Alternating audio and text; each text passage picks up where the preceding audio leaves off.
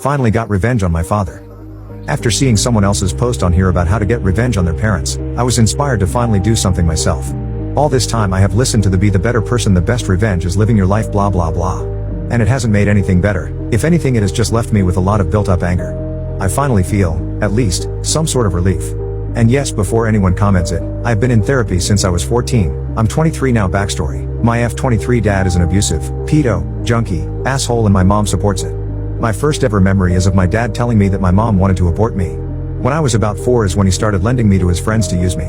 This lasted until I was about 8 years/0. At home he would instruct me on how to touch myself in front of him. When I was 6 years/0 my youngest brother was born and I became a mom. He called me mom until he was 3 and my mom beat him for calling me mom instead of her, even though I was the one feeding him, changing him, walking him to daycare, playing with him etc. At 8 years/0 I was in charge of cooking at home. At 10 I was responsible for the whole household.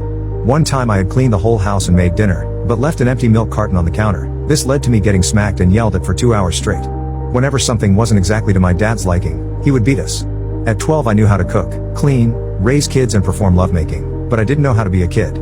I didn't know how to play or have fun without feeling the guilt of leaving my responsibilities. At 13 things turned for the worse. My dad would constantly accuse me of being a lovemaking worker, telling me I will never be anything more than a lovemaking worker.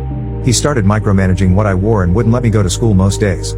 One day my bus was late from school and I got home at 5 p.m. instead of 4 p.m. and my dad beat me bloody from 5:30 to 10 o'clock. BC he said I was selling myself.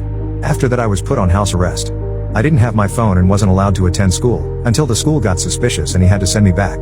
I was locked in the house with my dad 24/7 and terrified.